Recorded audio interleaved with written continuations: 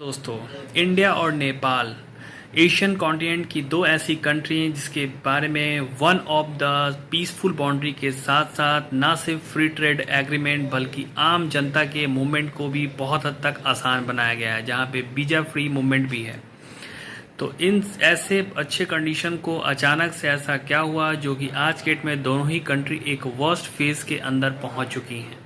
तो आज के इस वीडियो में मैं आपसे यही बात करने वाला हूं तथा साथ ही अपकमिंग डेज में दोनों ही कंट्री के रिलेशनशिप किस स्टेज में पहुंच सकते हैं तथा दोनों कंट्री का फ्यूचर में क्या क्या स्टांस होने वाला है।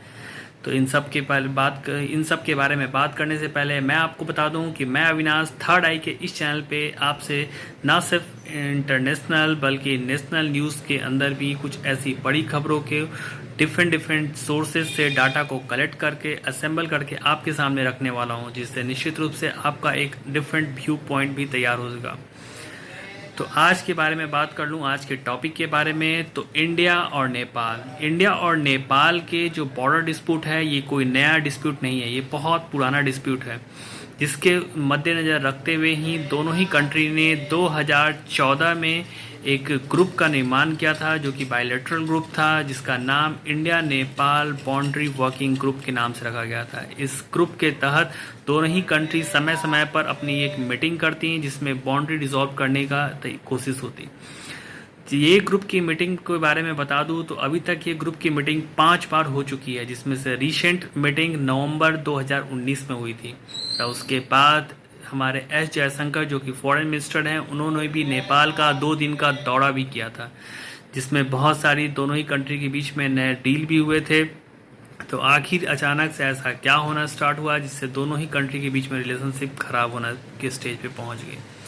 तो मैं सबसे पहले आपको बता दूं कि अगस्त के महीने 2019 के महीने में जब इंडिया ने अपना एक आर्टिकल के अंदर अमेंडमेंट कर किया था, जिसमें आर्टिकल 370 और 35A को दोनों को ही रिवील कर दिया गया था, जिसके वजह से एक जम्मू कश्मीर स्टेट को 2 यूनियन टेरिटरी में डिवाइड किया गया था। तो इंडिया को एक नया मैप सब इंटरनेशनल दुनिया के सामने इंट्रोड्यूस करना था।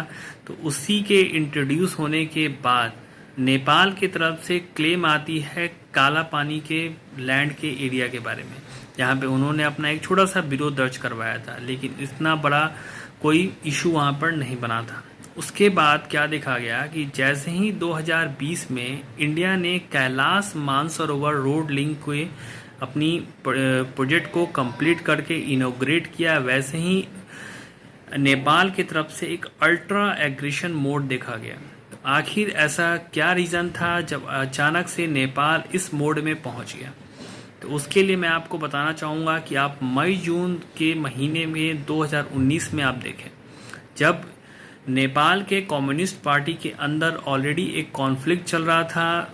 केपी ओली की सरकार जो आज के डेट में वहाँ पे है, वो लगभग गिरने के कगार पे पहुँच गई थी। उसी समय चाइना के इन्वॉय जो कि नेपाल के अंदर डिप्लॉयड हैं, उन्होंने पार्टी के इंटरनल मैटर में इंटरवीन किया तथा पूरे प्रॉब्लम को रिजॉल्व करती हैं वो। उसके बाद निश्चित रूप से केपी ओली की सरकार बच जाती है, दोनों पार्टी फिर से एकजुट होकर सरकार के अंदर घुस जाती है। उसके बाद जैसे ही केपी ओली की सरकार एक मजबूत स्थिति में पहुंचती है, उनके तरफ से एक चाइना को गिफ्ट कर सकते हो और इंडिया के अगेंस्ट में स्टेटमेंट्स आना स्टार्ट करती है।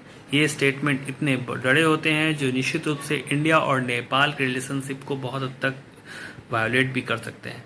जिसमें पहला बयान केपी ओली की तरफ से एक नया मैप नेपाल का नया मैप इंट्रोड्यूस करने के साथ साथ आज के डेट में जो कि कोरोना वायरस से पूरा दुनिया आज के डेट में परेशान है, उन्होंने इंडियन कोरोना वायरस को बहुत ज़्यादा खतरनाक बताया था अपने ही एक बयान में, जिसमें उन्होंने बोला था कि चाइनीज़ और इटालियन कोरोना वायरस से कई ज़्यादा खतरनाक इंडियन कोरोना वायरस हैं जो कि नेपाल को बहुत ज़्यादा तक हर्ट कर रहा है। ये बयान तब आया था जब नेपाल के अंदर सिर्फ 5 डेथ रिपोर्ट दर्ज करवाई गई थी। उसके बाद नेपाली डिफेंस मिनिस्टर की तरफ से भी एक बयान आया था जो कि द हिंदू को एक उन्होंने इंटरव्यू दिया था, जिसमें उन्होंने बोला था कि इंडिया और नेपाल के बॉर्डर पे वो अपना नेपाली फोर्सेस को और भी ज़्यादा डिप्लॉय करेंगे। ऐसे स्टेटमेंट्स कंटिन्यूसली आ रहे थे। उसी बीच में इंडिया का इस समय क्या रुख था? तो इंडिया ने यहाँ पे सिर्फ ये कहा था कि अभी जो भी नेपाल डिसीजन ले रहा है वो एक यूनिलेटरल डिसीजन है। इंडिया और नेपाल के बीच में ऑलरेडी एक 2014 में एक ग्रुप बन के तैयार हुआ था जहाँ पे हम बैठ के डिसीजन ले सकते हैं। अभी एक पेंडेमिक का माहौल है, इसे ख़त्म होने के बाद ही दोनों कंट्री के प्राइम मिनिस्टर बैठ के इस मुद्दे पे बात कर सकते हैं। तथा साथ ही इसे एक आर्टिफिशियल एनलार्जमेंट भी बताया है इंडिया ने, तथा जो भी स्टेटमेंट्स आज के डेट में वहाँ से आ रही हैं उसके बारे में बोला है कि यह दोनों ही देश के एग्जिस्टिंग रिलेशनशिप को वायोलेट कर सकती हैं। और काला पानी के बारे में ऐसा स्टेटमेंट है कि नेपाल का काला पानी के साथ कोई भी हिस्टोरिकल रिलेशनशिप आज के डेट में एग्जिस्ट नहीं करता है। इसके बाद एक अजीब सा ड्रामेटिकल चेंज नेपाल के अंदर दिखा गया। काठमांडू टाइम्स की एक रिपोर्ट है जिसके अंदर नेपाल ने अभी 9 मेंबर का एक ग्रुप बनाया है जिसमें उन्हें ऐसा काम दिया गया है कि वो काला पानी का नेपाल से कोई हिस्टोरिकल एविडेंस या एस्पेक्ट को ढूंढेंगे। तो ये बड़ा अजीब लगता है कि अपने मैप को पहले इंट्रोड्यूस करना पूरे वर्ल्ड के सामने, उसके बाद हिस्टोरिकल एस्पेक्ट को ढूंढना। तो ये क्या इंडिया को रिप्रेजेंट करने के लिए है? तो ये नहीं। निश्चित रूप से इनका अप्रोच अपकमिंग डेज में आप देख सकते हो कि 1 साल से 1.5 साल के बीच में ये किसी भी इंटरनेशनल फोरम लाइक यूएन हो, चाहे सार्क हो, चाहे बिम्स्टेक हो, ये यहाँ पे अपनी आवाज़ को उठाएंगे, जहाँ पे निश्चित रूप से चाइना का एक सपोर्ट भी रहेगा। तो इन सब के बीच में क्या इंडियन आर्मी जनरल का भी एक स्टेटमेंट आया था जिसमें उन्होंने कहा था कि नेपाल आज के डेट में जो भी कर रहा है निश्चित रूप से इसमें किसी थर्ड पार्टी का इन्वॉल्वमेंट है। वो इसका इशारा निश्चित रूप से ये चाइना की तरफ ही था। तो अब इन सब निश्चित रूप से अगर आर्मी जनरल का अगर इस तरीके का स्टेटमेंट आता है तो ये कोई नॉर्मल बयान तो होगा नहीं, क्योंकि उनकी इंटेलिजेंस सोर्स तथा उनकी खुद की भी एक अच्छी समझ भी होगी जिसके थ्रू ही इन्होंने इस तरीके का बयान दिया है।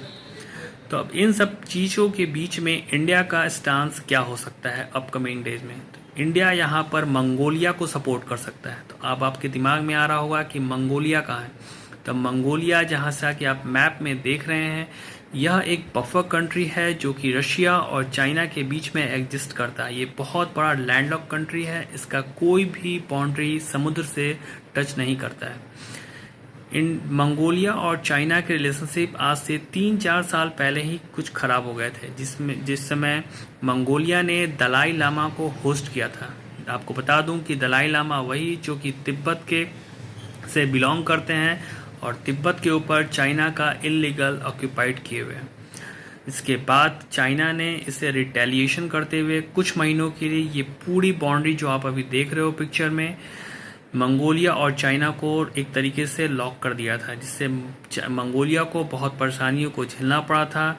यही सबको देखते हुए मंगोलिया के कुछ ऐसे नेता हैं जिन्होंने ऐसा स्टेटमेंट भी दिया था कि यूएस, अमेरिका और इंडिया को निश्चित रूप से मंगोलिया के अंदर अपना इंटरफेरेंस बढ़ाना चाहिए, जिसके वजह से वो चाइना के इन्फ्लुएंस को कम कर पाएँ। तो ये निश्चित रूप से इन दोनों ही कंट्री के लिए एक बहुत बड़ा अपॉर्चुनिटी है, जहाँ पे एक चाइना को काउंटर करने के लिए अपना बड़े बड़े प्रोजेक्ट्स को मंगोलिया के अंदर लेके जा सकते हैं। अभी निश्चित रूप से इंडिया का कुछ हद तक इन्वॉल्वमेंट मंगोलिया के अंदर ऑलरेडी है। कुछ बिजनेसेस इंडिया ने मंगोलिया के अंदर डाले हैं, तथा साथ ही कुछ ऐसी ऑयल रिफाइनरी है जिसको भी सर्च करने के लिए इंडिया वहाँ पे एंटर कर चुका है। लेकिन अभी ज़्यादा ज़रूरत है कि अभी लार्ज अमाउंट में दोनों ही कंट्री अपना अधिक से अधिक इन्वॉल्वमेंट करें, ताकि चाइना को अच्छे तरीके से यहाँ पे काउंटर किया जा सकता है। तो उम्मीद करता हूँ कि आज के इस वीडियो में आपको बहुत कुछ नया जानने को मिला होगा। तो thank you so much, stay tuned with third eye channel. Thank you once again.